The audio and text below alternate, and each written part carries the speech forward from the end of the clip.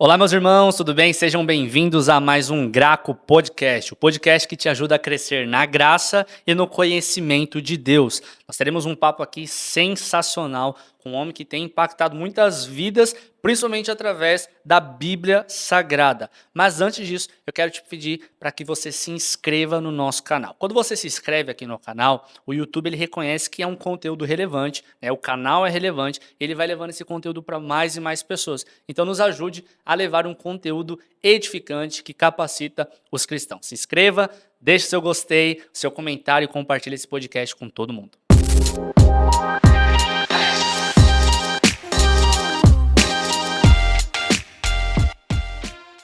Doutor Assir Digerone, correto? Digerone Júnior. Digerone Júnior. Isso. Então teve outro também Assir Digerone. Tem mais dois Assir Digerone por aí. Tem mais dois Assir Digerone, que legal. Doutor, que honra tê-lo aqui, uma grande honra para nós recebê-lo aqui nesse podcast, viu? Renan, muito obrigado você que está assistindo com a gente esse podcast. É uma alegria estar aqui participando desse momento tão especial para falar da graça, do conhecimento, da palavra, né? Então, espero que seja um tempo precioso de Deus para as nossas vidas, para nós que estamos aqui e para quem está nos assistindo. Eu tenho certeza. Fica até o final, que eu tenho certeza que você vai ser muito edificado. Doutor Assir, como que foi seu encontro com Jesus? Para quem está assistindo, vamos começar lá do comecinho, aonde que o doutor Assir cresceu e como que ele encontrou Cristo Jesus. Muito bem, essa é uma pergunta difícil, né? Porque eu sempre vejo, às vezes, algumas pessoas relatando o seguinte: eu era isso, eu fazia aquilo, e eu era ex, não sei. Enfim, a minha história não tem nada disso, né? Eu nasci, meu pai já era pastor, então, Legal. desde que eu me conheço por gente, eu estou dentro da caminhada com Jesus, né? Então, assim foi minha caminhada. Quando foi minha conversão? Eu não sei.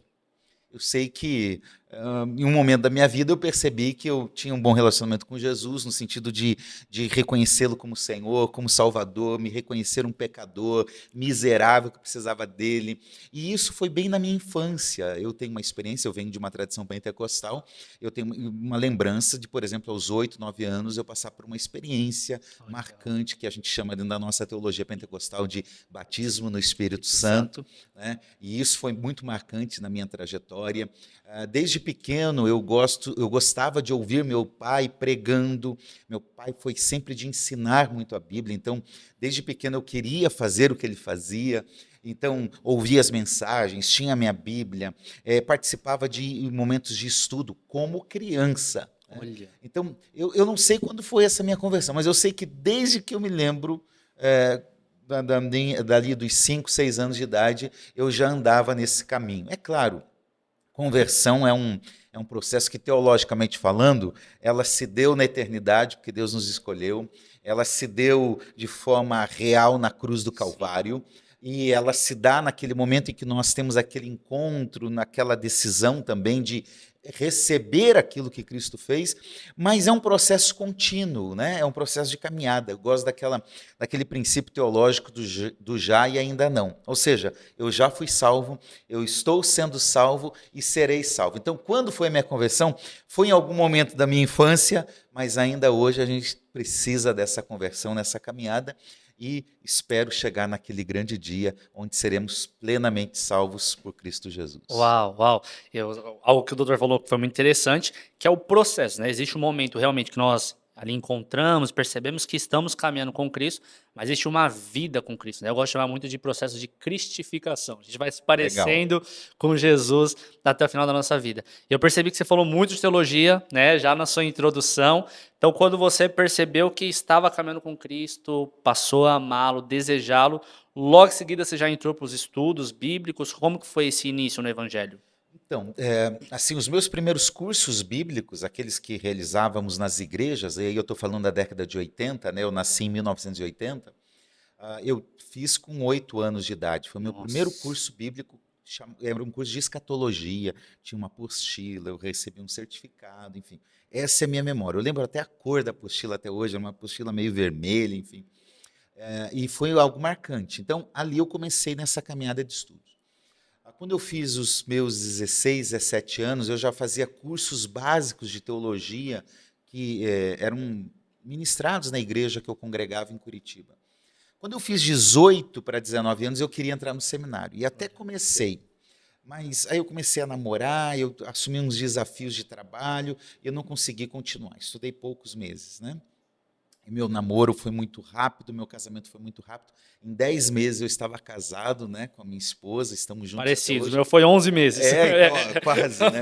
Na verdade, eu estava orando e falando, Deus, eu quero casar e coloco uma pessoa na minha vida. Ela chegou, eu sou músico também, estava tocando na igreja, vi ela parada assim, visitando a igreja, veio com a tia aí, me chamou atenção, tal. Falei, opa. E aí, Achei minha esposa. aí eu tinha uma relação familiar um pouco distante, né? Ela tinha um tio que era meu primo, né, de segundo grau, enfim. Então a gente começou a meio que se relacionar com uma amizade e tal. Mas eu pedi ela em namoro, uma semana eu pedi ela em casamento, em 10 meses nós casamos, né? Então isso atrasou um pouquinho a minha entrada nos estudos, porque logo depois eu tive 2 filhos, né? Depois do Qual é outro. o nome deles? É o Assir de Jerônimo Neto. Oh, Assir Neto. Porque eu digo que lá em casa a gente não tem criatividade para pôr nome de filho, né? Meu pai é Assir, eu sou Assir, meu filho é Assir, ele casou tem 1 ano e meio. Eu já falei para minha nora, você vai ver esse vídeo depois, né?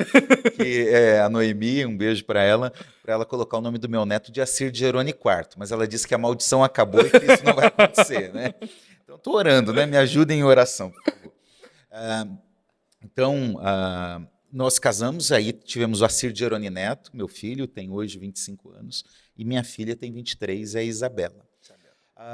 Aí, nesse período, aí, logo, o Assir Neto estava com 1, 2 anos de idade, eu já estava fazendo uma transição suave do Ministério da Música e de Juventude, que eu trabalhava, mas sempre envolvido com igreja, trabalhando em igreja. Você sempre esteve muito ativo com a igreja. Sempre, sempre, tanto na parte administrativa, meu pai pastor, né, e naquele trabalho voluntário, mas também focado no Ministério de Música e focado no Ministério da Juventude. Então, sempre estive nisso, né? Ministério de Missões também. E começou uma transição suave de começar a dirigir um culto naquele modelo de igreja que eu estava antigo, né? Também a pregar num culto aqui, outro. Já tinha pregado na infância, na adolescência, em cultos pontuais.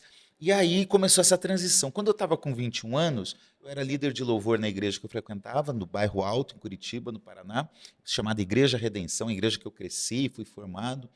E aí um pastor que estava na época me falou assim, olha, tem um desafio de uma congregação pequena que os membros saíram, boa parte saíram, tá lá, é um desafio. E eu e minha esposa aceitamos. Eu não era pastor, não era nada, já tinha essa caminhada, mas era uma congregação pequena, tinha 3 pessoas Sentiu o chamado de Deus, né? Já, e a gente estava orando por isso, e a minha esposa, a gente estava bem assim, à disposição de Deus para isso. E aí, nós fomos para esse lugar, e aí eu falei, opa, agora eu realmente preciso buscar uma formação teológica. E aí, logo depois, 1 ano e pouco depois, eu entrei num seminário, fui no seminário Instituto Bíblico Betânia de Curitiba, era um seminário, hoje é uma faculdade, que legal, que é vinculada à Missão Betânia, Editora Betânia, é um lugar que eu tenho uma gratidão enorme, né? Foi o lugar da minha formação. Eu cheguei e falei para o diretor, ó, Deus me chamou, eu tenho que estudar, mas não tenho dinheiro para pagar, e agora? E eu lembro até hoje, o pastor João Mota, ele disse, começa aí, a gente vai ver o que faz. olha. E ali eu comecei, estudei 2 anos assim, naquela dificuldade, sem ter muitas condições, às vezes pedia dinheiro emprestado para pagar o ônibus, pegava carona, enfim, foi um momento muito desafiador, então cuidava dessa pequena congregação, estudava, e aí eu entrei num momento também de dificuldade financeira, e fiquei um tempo desempregado, fazendo um serviço aqui, outro ali, até que eu fui participar de um café de pastores, em que a Sociedade Bíblica estava anunciando que estava chegando em Curitiba. Olha. A unidade da SBB no Sul era Porto Alegre, e aí eles estavam pensando em fazer essa transição para Curitiba, e lá estava um amigo até hoje, pastor Marcos Louveira, não está mais na Sociedade Bíblica, mas ele foi anunciar, e aí meu coração Pegou fogo. Queimou. Eu estava no 2º ano de seminário, com essa congregação, lá com uns 2, 3 anos já nessa congregação, e aí eu falei, poxa, eu vou dar meu currículo para ele. Eu andava com o meu currículo, né? E eu contei minha história. Eu falei, ó, tá aqui meu currículo, minha história é essa, tal. Ele falou, olha, essa vaga é sua. Olha. Né? E isso foi em 2004, Renan. E 1 mês, 2 meses depois, ele saiu da Sociedade Bíblica, não chegou nem a ir para Curitiba para abrir. Nossa. Né? E aí foi um processo seletivo, mas graças a Deus, era propósito de Deus, né? Deus queria você lá. Queria, com 40 pessoas que estavam nesse processo, apenas 2 vagas Nossa. estavam disponíveis. No final, abriu mais 2, 4 pessoas entraram. E assim, eu não tinha a formação adequada, eu não tinha tanta experiência no mundo secular, mas eu entendo que Deus me colocou lá. Eu tinha recebido uma palavra de Deus sobre isso, inclusive alguns meses antes. Então eu entrei ali fazendo seminário. Entrei para ser pastor no seminário, para ter essa formação Embasamento, e né? embasamento. Mas, claro, o seminário teológico serviu também no meu trabalho na Sociedade Bíblica. Que legal. E aí eu entrei na Sociedade Bíblica em 2004, finalzinho de 2004. Atuando como o quê? Eu entrei como vendedor Legal. em 2004. Fiquei 1 ano e meio nessa função, quando surgiu uma oportunidade de desenvolver um outro trabalho, que era na área social, cuidar dos projetos sociais da SBB na região sul. Fiquei também nesse trabalho por cerca de 1 ano e pouquinho. Vamos voltar aqui, como vendedor, um ano mais ou menos, e nessa função com 1 ano e meio, quando o meu líder, o gestor de Curitiba, Walter Aida, um amigo, ele disse assim: olha, eu preciso de alguém em Porto Alegre para gerenciar a unidade de Porto Alegre. Olha, Eu tinha 27 anos de idade. E eu falei, eu vou embora. Já tinha terminado o seminário, tinha acabado de terminar o seminário. legal. E eu falei, vamos para lá. Estou aqui para servir. E aí eu mudei de Curitiba para Porto Alegre. Fiquei 1 ano e 8 meses, mais ou menos, lá. Foi um trabalho abençoador, cresceu muito a distribuição de Bíblia na região. Quando agora um gestor aqui de São Paulo, onde fica a sede da SBB, na época, pastor Antunes, me convidou para assumir um projeto ainda maior em Belém do Pará. Nossa. Lá Saiu do sul lá. Porto Alegre para Belém. Eu subi de carro, tá, Renan? Olha. Eu intencionalmente falei, vamos fazer uma viagem? Vamos. E aí fizemos com a família, indo devagar. Levei 20 dias para chegar lá, Meu Deus. parando, dormindo, né, Conhecendo diversos lugares. foi muito legal. E aí eu cheguei em Belém com 28 anos de idade e fui secretário lá na região, em 6 estados da região. 44% do território brasileiro. Foi uma experiência muito rica de crescimento. Passamos algumas dificuldades, claro, mas ficamos lá por quase 5 anos, né? E em 2013, a nossa gestão aqui em São Paulo, o pastor Marcos, me convidou para mudar para o Rio de Janeiro. Eu fiquei no Rio de Janeiro também na mesma função que eu tinha em Belém, lá, que é uma função que a gente chama de secretário regional. Fiquei 11 anos no Rio de Janeiro. Nossa. E estou falando hoje aqui em abril, né, de 2025, estou há 8 meses em São Paulo, cuidando de uma nova área da Sociedade Bíblica, Que legal. a partir da nossa sede, que fica aqui em Barueri. Então, essa é uma trajetória dentro da Sociedade Bíblica e meu começo, né? E quando eu saí do seminário, eu logo convalidei o meu curso de teologia, que foi aquele início dos anos 2000 que teve isso, né? Em 2008 eu convalidei na PUC do Rio. Fiz algumas especializações, MBAs, para fazer o processo de gestão dentro da SBB. E em Belém do Pará, nós tínhamos um barco que nós visitávamos comunidades ribeirinhas da Amazônia. Que legal. Projetos missionários, de atendimento, de entrega de Bíblia, de palestras, enfim, sempre em cooperação com igrejas e escolas. E lá uma colega que coordenava esse trabalho, né, junto na nossa equipe da SBB, ela falou: Assir, por que você não tenta um mestrado? Tá bom, vamos ver se é isso mesmo. No começo fiquei com medo e tal, mas fui. E aí eu entrei, fiz um mestrado em educação, analisando a educação em comunidades ribeirinhas. Foquei justamente naquilo que a SBB trabalhava também, né, em escolas, mostrando esse desafio. Algo muito social, né? É, algo muito, muito impactante, tá? Fui muito impactado de ver os desafios para ter o ensino na Amazônia brasileira em comunidades distantes, né? Realmente os professores lá eram super-heróis que superavam muitos desafios para poder ensinar. Fiz esse mestrado lá, logo depois, quando eu mudei para o Rio, cheguei e falei, agora eu vou para o doutorado. E aí fui fazer o doutorado na PUC do Rio de Janeiro, aí em teologia mesmo, que era a minha área original de formação, né? Tive o prazer de escrever um pouco da história da Bíblia e da história das sociedades bíblicas no Brasil. Olha que legal. Então foi um trabalho muito legal, né? Eu peguei da oralidade até a chegada da Bíblia no Brasil, os desafios hoje. Então foi um momento também muito especial. Essa foi minha trajetória também acadêmica. Recentemente terminei um pós-doc na UMESP, focando na história de um missionário que chegou aqui em 1850, mais ou menos, James Clear Fletcher. Então, envolve um pouquinho da minha trajetória como igreja, como cristão, na sociedade bíblica e também acadêmica. É mais ou menos essa a minha história aí. Uau, sensacional. Então, a gente tem muita coisa para aprender hoje aqui, essa é a certeza. Pastor, o senhor vê muito, né, falou muito sobre teologia, e outra pergunta que eu tenho acerca dessa área é, a gente passa por uma crise no Brasil, vamos dizer assim, chamar de crise teológica, no que se diz respeito à pregação. A gente tem muitos pregadores, a gente tem muitos homens e mulheres, né, pregando na internet, nas redes sociais, igrejas e por aí vai. E com isso vem muitas doutrinas, ora boas, ora falsas doutrinas. Você crê que, primeiro, aqueles que estão se colocando, né, diante do povo para liderar, pastorear, pregar, precisam ter o estudo teológico? Ou não, tenho amor por Jesus, eu estudo a Bíblia ali na minha casa, já tá bom? Ou não, precisa realmente ter o estudo teológico? Como que você vê? Que pergunta difícil, gente. Mas vamos lá, com muito cuidado e respeito e temor, eu vou falar aqui o que eu penso sobre isso. Claro. Bom, a minha própria trajetória mostra que, na minha perspectiva, a teologia é algo importante. Eu vou dizer, começando pela minha experiência. Eu estava numa comunidade, numa igreja que precisava ser desenvolvida ali no sentido de onde ela estava, e eu entendi na minha época, mesmo sendo filho de pastor, crescendo na igreja, que eu precisava passar por um curso teológico. Por quê? Porque eu entendia que precisava conhecer melhor a Bíblia. E digo para você, Renan, teologia fez toda a diferença na minha vida. Então, dito isso, ponto final, eu queria responder a tua pergunta de três maneiras. Tá? Primeiro, eu reconheço que tem muita gente, principalmente no passado da igreja, tá?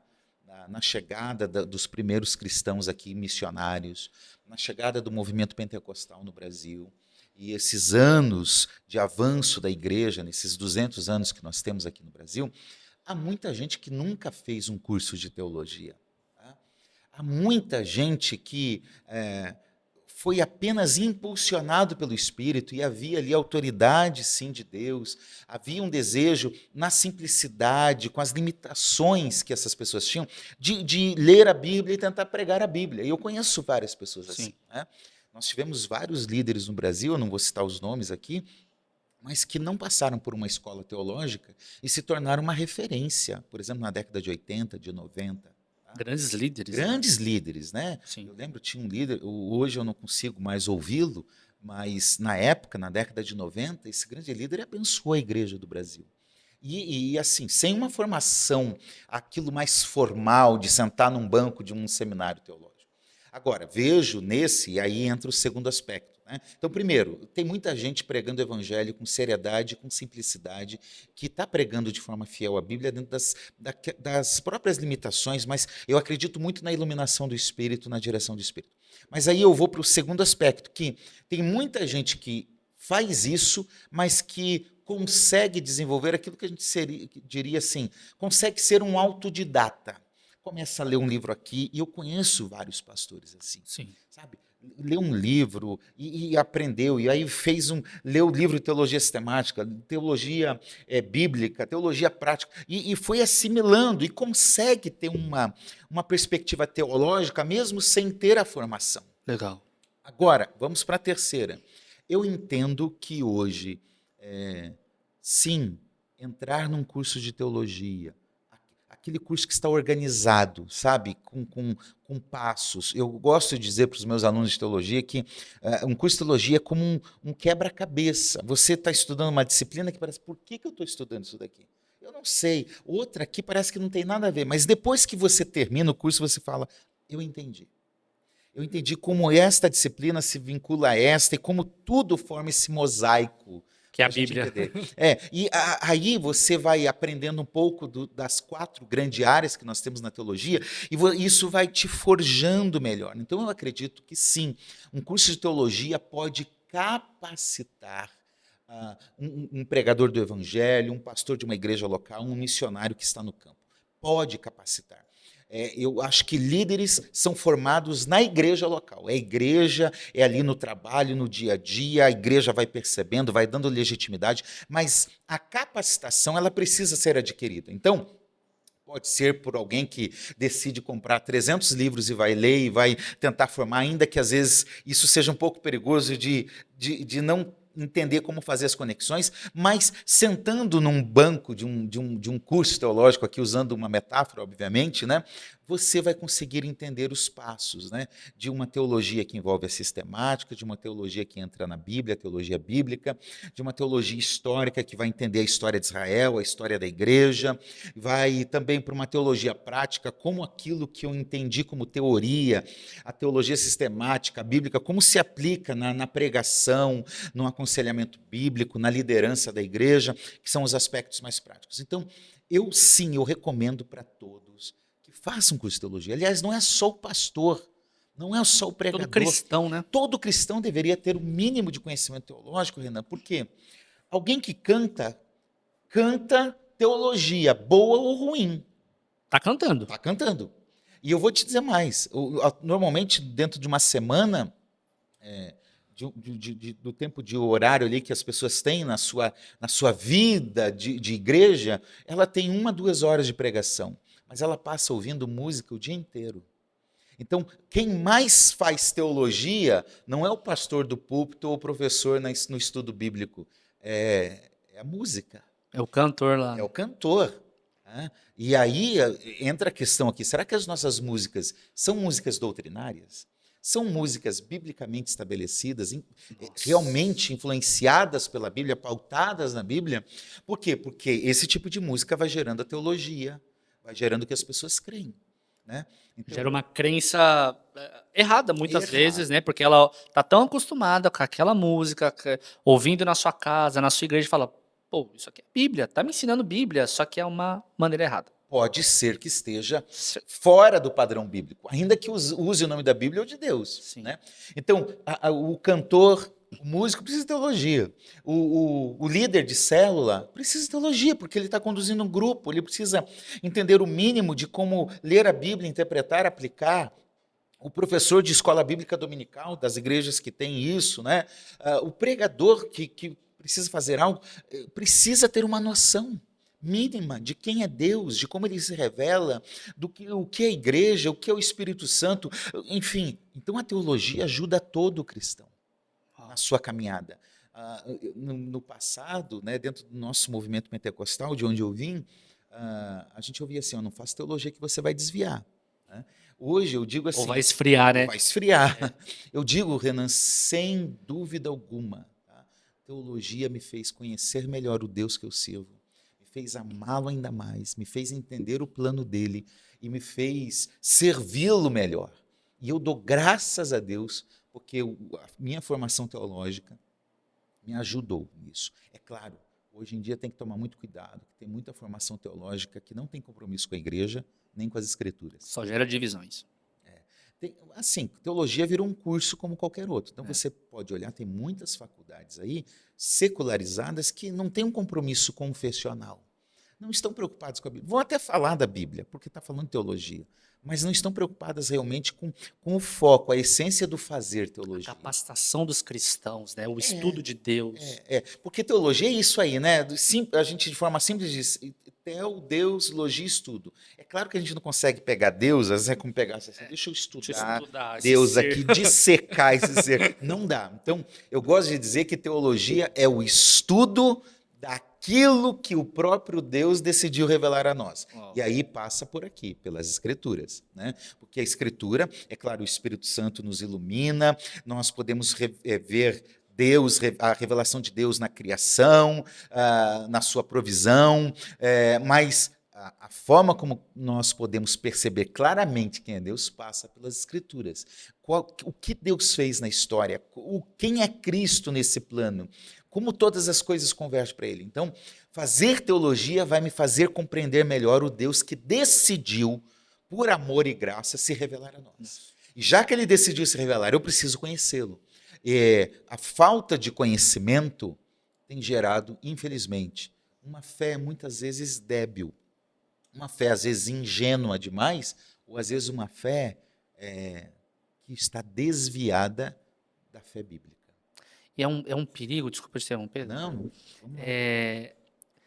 Eu vejo que muitas pessoas hoje até possuem fé, mas uma fé naquilo que o pastor ensina, naquilo que a música está ensinando, mas elas talvez não estão tendo uma fé realmente naquilo que a palavra de Deus está nos mostrando, né?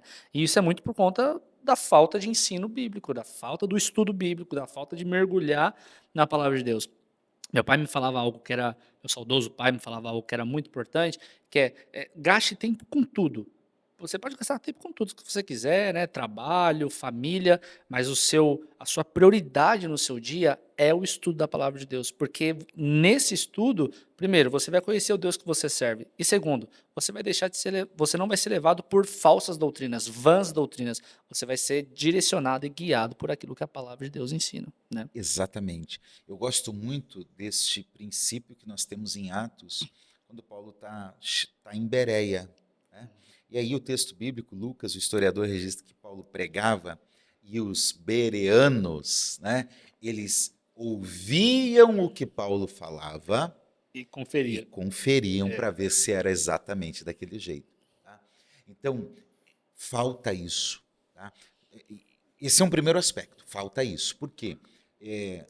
Aqui, eu tenho vários colegas pastores, eu sei da seriedade de muita gente, da devoção, da entrega, do chamado verdadeiro, mas desde os tempos bíblicos nós temos que conviver com os falsos mestres, que assediaram as igrejas que Paulo plantou, assediaram as igrejas joaninas, de Pedro, e a gente vê nas cartas ali do Novo Testamento os autores bíblicos tendo que lidar com os falsos mestres. Primeira e segunda Coríntios é um exemplo disso, né? Ali Paulo tem vários desafios para tratar com a igreja de Corinto, né? Você pega momentos mais ao final do primeiro século, você vai pegando as cartas joaninas, você pega Hebreus e vê a bagunça. Você pega as cartas de Pedro, a segunda carta de Pedro, por exemplo, é uma carta totalmente direcionada para tratar dos falsos ensinos. A epístola de Judas, que poucos leem, é uma epístola do começo ao fim para tratar sobre os falsos ensinos. Então, isso é muito importante. A teologia vai nos ajudar a conhecer melhor as Escrituras, a ver se aquilo que nós, pastores, estamos falando, se está de acordo com as Escrituras. E aí, é importante dar um segundo passo. Por quê? É possível pegar um texto bíblico, Renan, e dizer que está na Bíblia, mas sem ser fiel a toda a mensagem da Bíblia. Ao contexto. A todo o contexto, mas há revelação maior na Bíblia. Tá? Por quê? A Bíblia não é um livro escrito com versículos e capítulos. Né? Capítulos século XII, XIII, versículos século XVI. Tá? A Bíblia é um texto completo. Então, a igreja evangélica brasileira, os cristãos de forma geral, eles sofrem de uma doença gravíssima, que se chama versiculite. Né? Pega um versículo isolado e fala, está na Bíblia, tá, mas esquece o que está em torno, esquece a mensagem toda da Bíblia. Então, eu dou um exemplo, Filipenses 4,13, tudo posso naquele que me fortalece. Até frase de porta, né? De carro, caminhão. De tudo. Não, e virou uma fórmula mágica para dizer, não, eu tudo posso. Então, não é assim. Leia o 10, o 11, o 12, para você ver que Paulo está dizendo, olha, eu posso ter abundância ou posso ter escassez. Ele vai destacando ali que ele podia ter as coisas ou não ter as coisas. Ele podia passar fome ou ter o que comer. Ele não fala diretamente nisso, mas pegando toda a sua realidade, ele poderia ser perseguido ou não, ele poderia ser preso ou não. Tudo ele pode. Ele pode ser preso? Eu posso naquele que me fortalece. Eu posso ser livre? Eu posso naquele que me fortalece. Eu posso ter comida? Eu posso naquele que me fortalece. Eu posso não ter comida? Eu posso naquele que me fortalece. Então, é possível, e aí atenção, é possível retirar um texto, usar o texto de acordo com aquilo que eu quero transmitir, né? E não ser fiel à Bíblia. Porque é justamente da Bíblia que surgiram as maiores heresias na história. Então, nós precisamos de mais do que uma leitura simples da Bíblia. É um aprofundamento na Bíblia. É crescer na graça e no conhecimento. Eu receber a salvação, o amor, desenvolver a minha espiritualidade, meu relacionamento com Jesus, mas, ao mesmo tempo, conhecê-lo profundamente. E aí, não dá para ler um versículo. Eu tenho que ler o livro todo. Eu tem que ter um compromisso de ler a Bíblia toda. E aí está o grande desafio, que a gente cresça nisso. Né? Porque quando nós não conhecemos, como diz Oséias, nós somos destruídos. Nossa, meu Deus, quanto conhecimento. Você está gostando aí desse episódio de podcast? Vai deixando seu curtir, seu comentário. É muito importante. A gente está tendo um convidado aqui incrível que tem trazido um ensinamento muito poderoso para nós.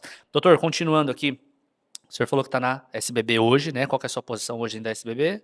Hoje, a função a gente chama de secretário, né? Tá. E a área é Cultura e Formação Bíblica. Cultura e Formação Secretário de Bíblica. Cultura e Formação Bíblica. Legal, legal. Hoje nós ouvimos muito falar da SBB, né? A gente pega tô até com uma Bíblia linda. Meu Deus, essa, se eu não me engano, foi 500 anos da Reforma Protestante, essa aqui, se eu não me engano.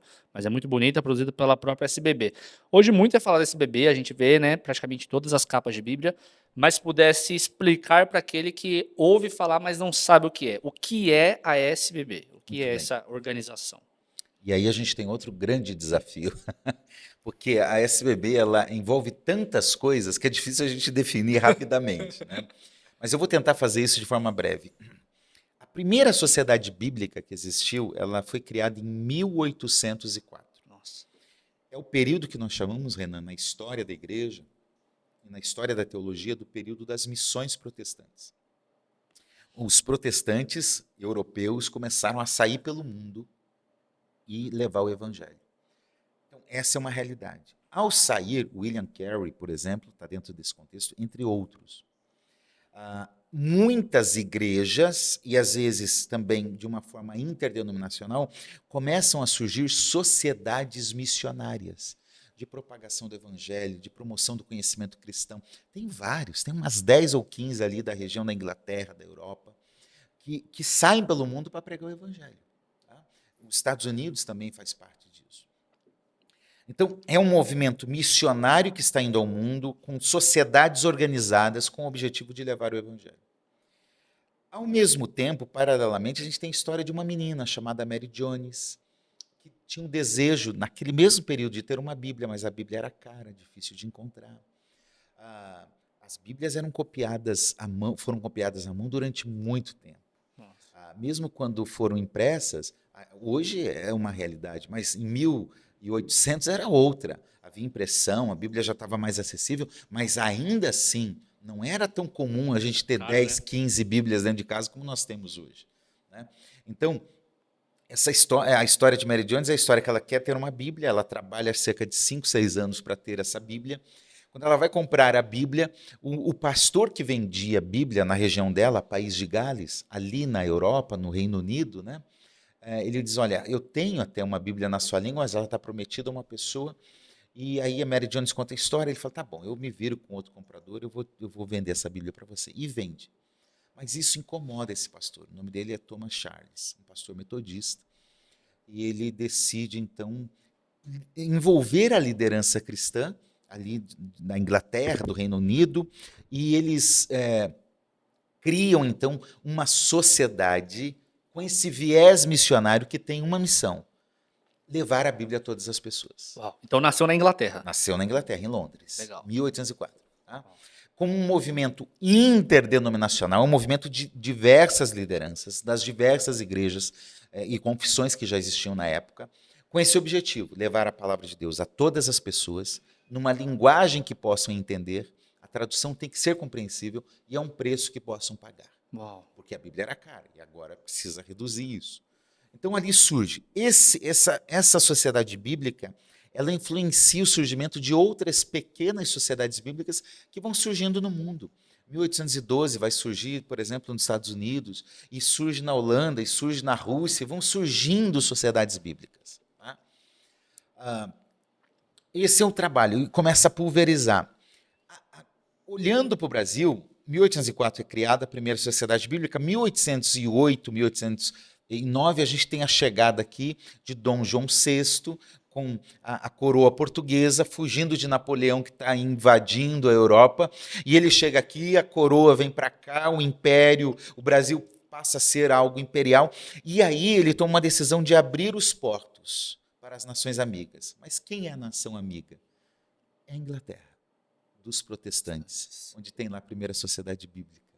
E aí, então, começam a vir protestantes ingleses para o Brasil, logo depois americanos, e começam a vir marinheiros, capelães, profissionais que vêm para trabalhar, para desbravar o Brasil com a abertura dos portos. E esses protestantes vão trazendo Bíblias para cá. Assim, a Sociedade Bíblica Britânica Estrangeira, a primeira, e a Sociedade Bíblica Americana, aberta logo depois, as duas começam a vir para a região da América Latina e desenvolver um trabalho. Olha que legal. Quando passaram ali uns 30, 40 anos, elas começam a implantar no Brasil as suas agências. O trabalho já existia, já tinham mandado agentes para cá, missionários, colportores, representantes que vinham, distribuíam a Bíblia. Agora, em meados ali do século XIX, as agências são instaladas aqui no Brasil, Salvador, Rio de Janeiro, lá no norte, Belém.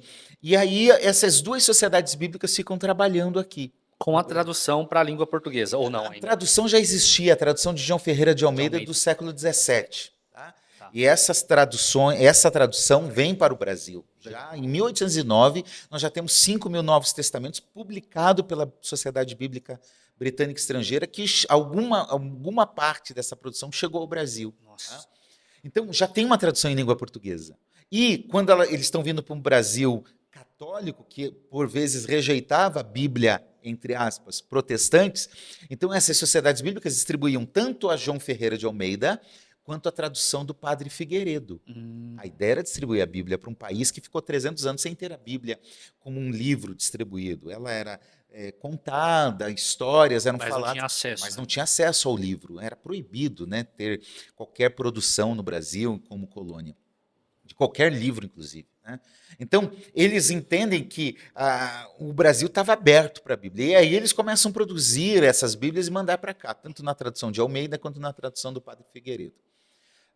E aí eles fazem um trabalho desde ali do início do século XIX, 1820, 1830, até 1948, ou seja, por 120 anos mais ou menos. Nossa. Essas duas sociedades bíblicas entraram no Brasil, distribuíram Bíblia, serviram as igrejas, estabeleceram projetos, estratégias para que a Bíblia fosse espalhada pelo nosso país. Uau.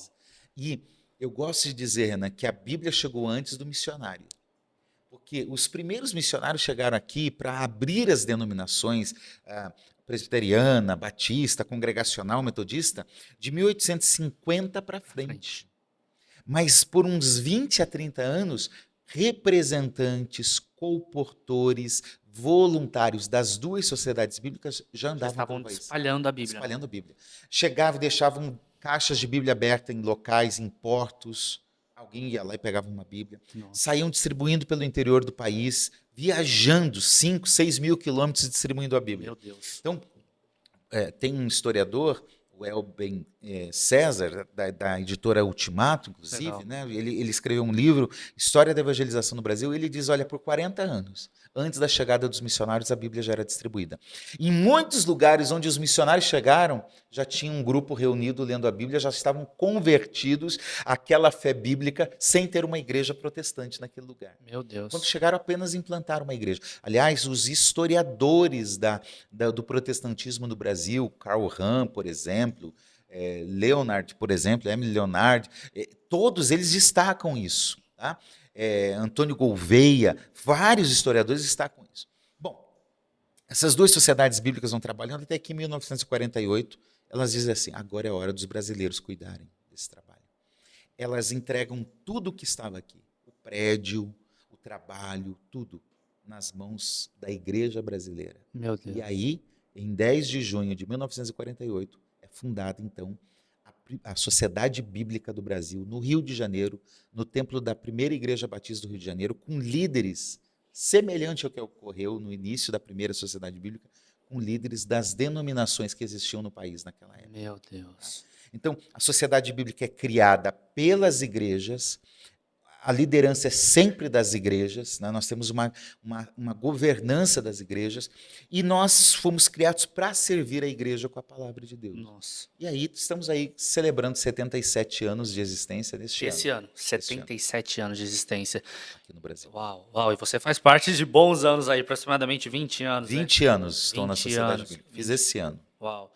E, nossa, é uma história poderosa, né? A gente vê como a Bíblia ela é efetiva realmente na conversão de cristãos, porque antes de chegar, como você diz, nas primeiras igrejas, missionários, já existia a Bíblia aqui em um trabalho muito intenso.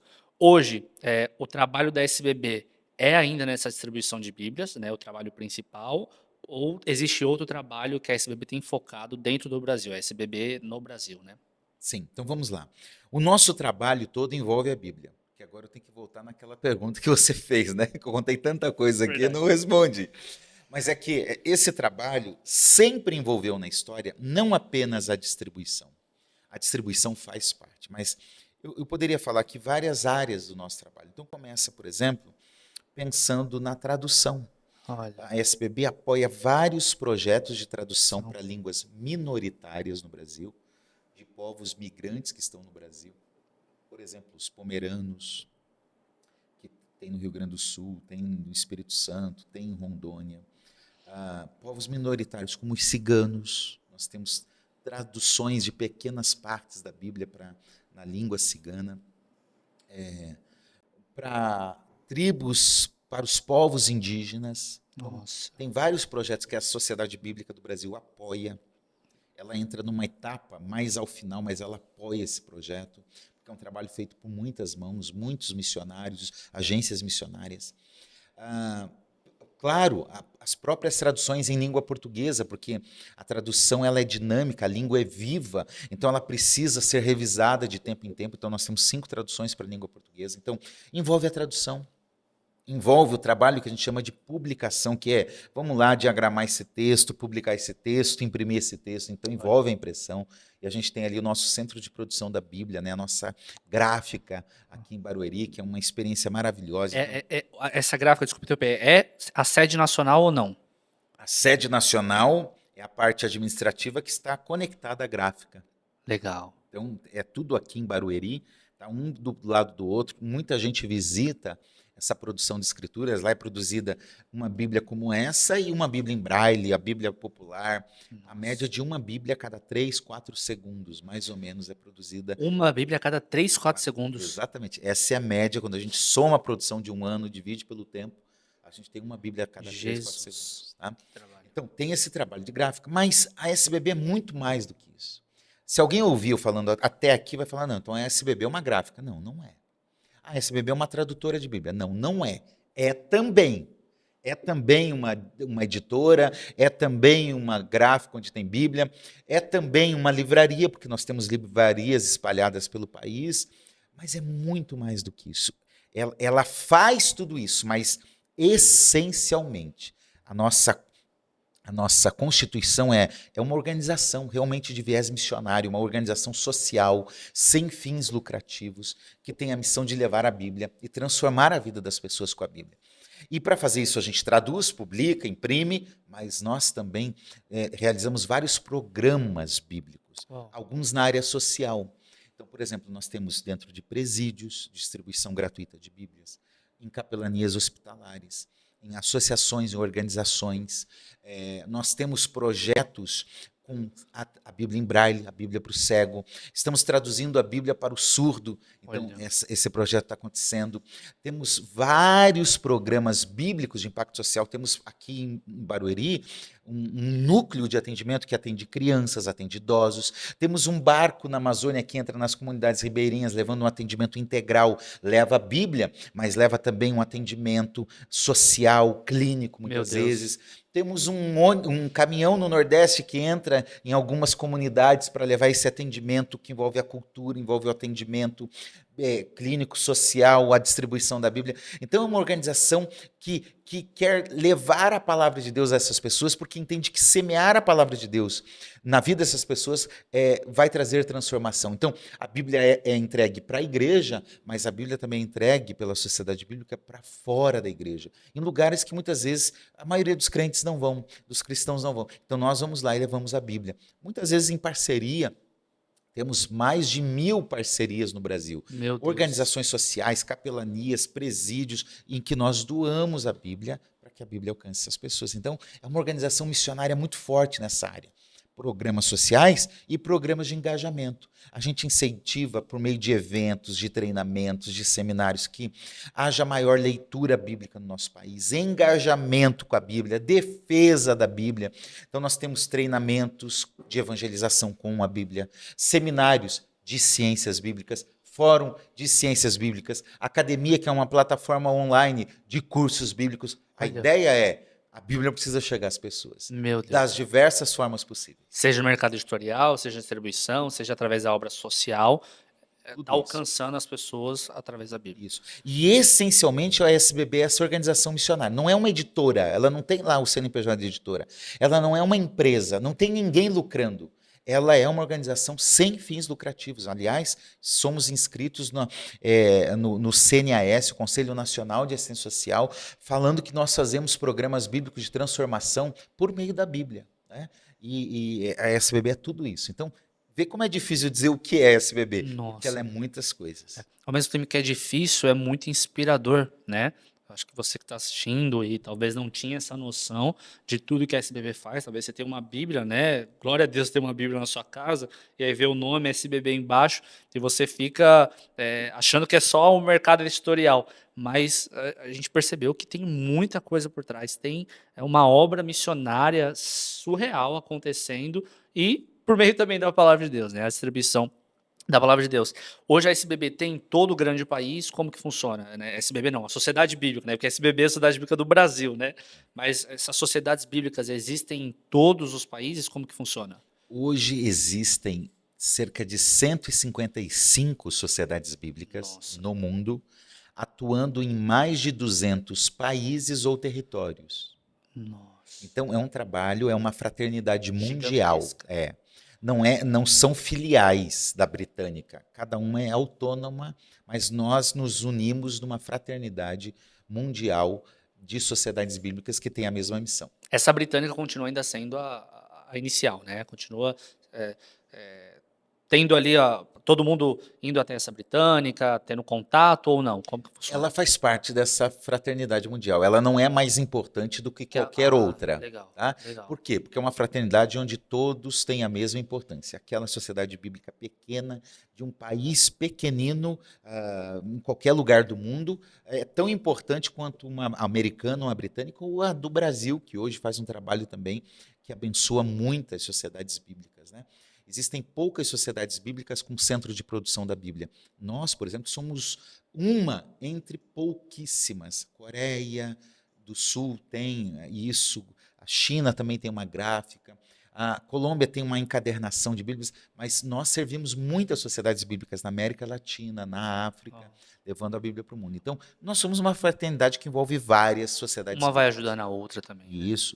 Todas a mesma missão. Glória a Deus. Antes da gente continuar, doutor, como você sabe, esse podcast ele é organizado pela Escola Teológica Graco, né? E como vocês viram nos últimos podcasts, a gente sempre tem falado sobre as matrículas abertas da nossa escola. Então, você que quer estudar a Bíblia, se aprofundar e precisa, né? Porque teologia não é só para pastores e líderes, mas teologia é para todos aqueles que amam o Senhor e desejam conhecê-lo mais e mais. Então, se matricule na nossa escola, a Escola Teológica Graco. O nosso curso vai oferecer para você, por exemplo, o Manual Bíblico Bíblia em 6. É um manual simples, mas que vai te dar uma visão panorâmica das Escrituras Sagradas. Nós dividimos a Bíblia em 6 partes: criação, Êxodo, Israel, Jesus, discípulo de Jesus e fim dos tempos, para que você possa estudar de Gênesis a Apocalipse de forma panorâmica, mas conhecendo ali os grandes temas das Escrituras Sagradas. Além disso, você vai ter acesso à nossa plataforma de ensino, vai ter aula com professores, né, muito renomados no meio teológico e acadêmico, e ao final do curso também você vai ter o nosso certificado de teologia. Está aparecendo um QR Code em algum lugar aqui da tela, aponte o celular, faça sua matrícula e vem crescer na graça e no conhecimento com a gente. Amém? Doutor, continuando, algo que me chama muita atenção no trabalho da SBB e que o doutor falou foi sobre a tradução da Bíblia, né? Hoje a SBB aqui, né, a Sociedade Bíblica no Brasil, tem um trabalho muito forte com outros povos de tradução da Bíblia. Quantos povos ainda não têm a Bíblia no seu idioma, né? Se você puder dar uma estimativa. E como que tem sido esse trabalho, né? Vocês têm enviado missionários, pessoas para essas comunidades para entenderem a língua local? Como que funciona esse trabalho? Muito bem. Os números exatos eu não tenho aqui, Renan, porque são bem detalhados, eles mudam de ano Sim. em ano, tá? Mas eu posso te dizer que boa parte da população mundial tem Bíblias disponíveis em sua tradução. Legal. São alguns milhares de pessoas aí que realmente não têm essa Bíblia traduzida em sua língua, mas 98% Olha, legal. da população não é que ela tenha acesso, ela tem uma tradução disponível na sua língua. Tá? Agora, é um grande desafio. Aqui no Brasil, a gente tem mais de 100 línguas dentro da realidade dos povos indígenas. Nossa. E nós temos aí talvez entre 20, 30 apenas comunidades que têm a Bíblia traduzida. Então Nossa. tem um grande desafio aqui no nosso país. Tá? Línguas que são faladas por poucas pessoas em lugares remotos, distantes, precisam ainda de tradução. Dialetos dentro de vários países africanos precisam de uma tradução. Então o desafio é levar a tradução para isso, para esses povos, para essa realidade mundial. As sociedades bíblicas se unem junto com outras organizações, como o Wycliffe, por exemplo, né? Entre outras, várias outras organizações que estão preocupadas em traduzir a Bíblia para todos os povos. Tá? Há um foco, a cada ano nós medimos, olha, esse ano crescemos em tantas línguas. Né? Que legal. E isso cada ano está crescendo. Graças a Deus, temos muitos recursos tecnológicos que nos ajudam e tudo isso facilita com que mais pessoas tenham acesso à Bíblia. Mas o desafio ainda está aí. Precisamos levar a Bíblia para mais pessoas no mundo. Uau, uau. E hoje, por exemplo, se eu quiser me voluntariar para ajudar nesse trabalho, eu consigo. Quem está assistindo consegue se voluntariar? Como que funciona? Nós temos um trabalho, normalmente para trabalhar com tradução, é uma caminhada, né? É importante começar a se preocupar com o tema, um bom conhecimento bíblico, teológico ajuda, mas hoje tem, por exemplo, uma missão no Brasil que se chama ALEM, Associação Linguística Evangélica Missionária. Ela trabalha capacitando tradutores da Bíblia. A Sociedade Bíblica é parceira dessa missão. Nós sempre ajudamos para que pessoas que tenham essa vocação possam fazer esse curso e possam começar a trabalhar nesse projeto. Então, é possível sim entrar em contato com a Sociedade Bíblica, nós vamos ver como direcionar para isso, e é possível sim trabalhar nessa área. É uma área necessitada da realidade da igreja no mundo. Que legal, que legal. Hoje, dentro da SBB, aqui, né, a Sociedade Bíblica no Brasil, existe uma área que vocês estão carentes de ajuda, né? Abrindo aqui muito para as pessoas que querem, porque muitas pessoas estão assistindo o podcast, elas estão entendendo cada vez mais esse bebê, sentem um chamado muito forte para talvez tradução da Bíblia, talvez o ensino, talvez a área social. Existe uma carência nesse bebê em alguma área que as pessoas podem de alguma maneira ajudar? Todas essas áreas que nós falamos aqui, nós precisamos de apoiadores. Tá? Hoje a SBB ela trabalha muito fortalecendo a questão do voluntariado, e nós temos vários voluntários cadastrados pelo país. Quando nós vamos fazer uma ação social, um impacto numa região, numa comunidade, no presídio, voluntários vão juntos. Quando nós realizamos um evento de treinamento, voluntários precisam estar ali para servir, para ajudar na recepção, no cadastro, no apoio logístico. Tudo isso é muito fundamental. Nós temos voluntários que dedicam tempo na nossa biblioteca, Biblioteca da Bíblia, no nosso museu, nas nossas ações que fazemos nas nossas unidades pelo país. E aí envolve todas as pessoas. Às vezes é alguém da mídia que precisa ir lá, olha, a gente está precisando de alguém para tirar foto aqui do evento que está acontecendo. A gente precisa de alguém para ajudar no trabalho logístico, a gente precisa de um motorista. Todas essas áreas são necessárias, né? E, claro, por exemplo, revisores. Olha, eu faço revisão de língua portuguesa. Poxa, entre em contato com a gente. Quer dedicar 1 hora por mês para fazer isso? 5 horas por mês para fazer isso? Isso é muito importante. Nós não damos conta da demanda de trabalho que temos. Então, sim, se você quer ser um voluntário da Sociedade Bíblica, entre em contato conosco. Né? Você pode entrar pelo nosso site, procurar lá no site, ou pode entrar no nosso Falecom. 0800 772 8888 é um canal no WhatsApp, você vai entrar lá e falar, olha, eu quero ser voluntário em tal área. A profissão que você tem, na área que você quiser atuar, vai ser importante ter conosco a gente trabalhando e servindo. Que legal. E para facilitar, a gente vai colocar aqui para você tanto o site da SBB quanto esse número que acabou de falar, né, o Dr. Assir, né, esse canal de comunicação da SBB, para que você possa ter acesso, para se voluntariar. É muito importante. A obra precisa de trabalhadores. Doutor, caminhando por fim aqui do nosso podcast, a gente costuma fazer algumas perguntas, não de sim e não, né, mas de escolher um lado, teologicamente, para nossos Puxa convidados. vida. Essa é uma parte complicada. A gente. Antes de eu começar a responder, e sem saber quais são as perguntas, eu quero dizer o seguinte: como sociedade bíblica, Legal, nós servimos a todas as que igrejas. legal. Tá? Então, nós servimos igrejas históricas, pentecostais, comunidades independentes, denominações tradicionais, todas as igrejas. Que Nossa legal. missão é levar a palavra de Deus para todos. E normalmente a gente não entra em questões doutrinárias, sabe? A nossa missão, Renan, é pegar a Bíblia e falar: está aqui, igreja.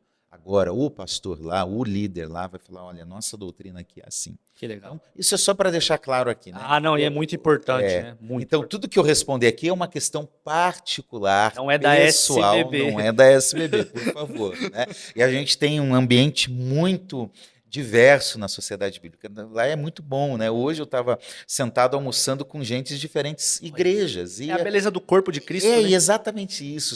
Ali tem gente de várias igrejas, com perspectivas teológicas diferentes, mas a gente entende que a Bíblia é uma só, e É isso. todos nós convergimos para esse propósito de levar a Bíblia para todas as pessoas. Cristo Jesus, né? É o fim ali da nossa Exatamente. caminhada. Então, o que o doutor vai responder aqui agora, não exclusivamente, não é, na verdade, né, a posição teológica da SBB. Ao contrário, é uma posição, a posição teológica da SBB é de abraçar a todos, né, as diversas igrejas. Então, é a posição aqui do doutor Assir que vai ser colocada agora. Muito bem. Doutor, calvinismo, arminianismo, talvez essa é a pergunta mais realizada. Existe um lado que o doutor escolhe ou não? Eu fico ali numa Eu sou visão mais... arminiano. Arminiano. Desde cedo, como funciona? Eu cresci numa igreja pentecostal que era arminiana sem saber o que era arminianismo. Aham. Né? Eu fui ter uma ideia do que é essa mecânica da salvação no seminário e eu me tornei calvinista. Olha, Então eu fiquei uns 10 anos calvinistas, e mais algumas coisas me incomodavam.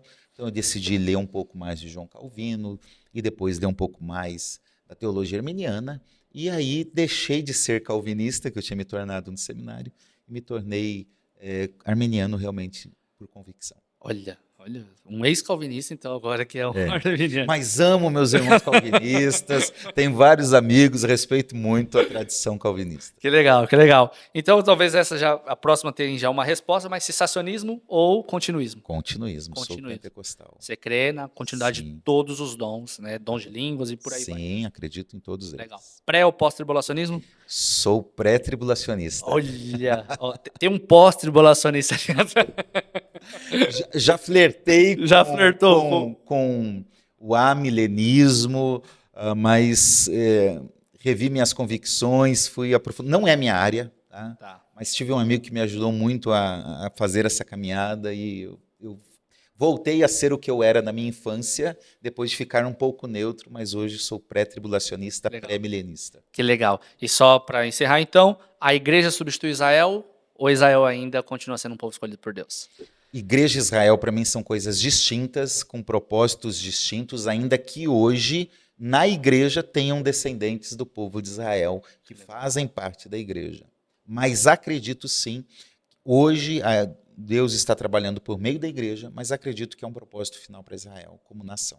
Que legal. Como povo, melhor dizendo, como povo, não povo. como país. Tá? Uau. Como povo. Uau. Então, esse foi o podcast, doutor Assir. Que honra, que alegria. Antes da gente encerrar, você quer deixar uma palavra para as pessoas que estão assistindo, que talvez estão precisando ouvir algo da parte de Deus, quer deixar uma palavra para elas? Sim. Primeiro, obrigado pelo convite, foi muito bom esse bate-papo, que Deus continue te abençoando e continue levantando juventude assim, Amém. sede de Deus, com vontade de fazer teologia boa, que Deus te conduza nessa caminhada. Amém. Tá bom? E a você que está nos assistindo, olha, firme-se nas Escrituras, ela é a palavra de Deus, ela é a nossa regra de fé e prática, que nós possamos nos voltar para a palavra de Deus, que ela oriente a nossa canção, ela oriente a nossa prática, a nossa pregação, a igreja. Isso é muito importante. Seja na sua igreja local, seja na sua caminhada individual. Firme-se nas Escrituras. Segundo, que faça tudo para a glória de Deus. Ele é o centro de todas as coisas. O que nós fazemos não é para nós, não é para o nosso império, é para o reino, é por causa de Cristo, é para a glória de Deus. E sejamos cristocêntricos, né? que possamos viver para Ele. É por Ele, por meio dEle, para Ele todas as coisas. Então, que a gente possa também seguir nessa caminhada e faça teologia, porque ela pode te ajudar muito a conhecer melhor esse Deus e servir melhor a Igreja de Jesus. Uau, glória a Deus, glória a Deus. Esse foi o Graco Podcast com o doutor Acide Geroni e compartilhe com todo mundo que eu tenho certeza que vai abençoar muitas pessoas. Deus abençoe e continue crescendo na graça e no conhecimento de Deus.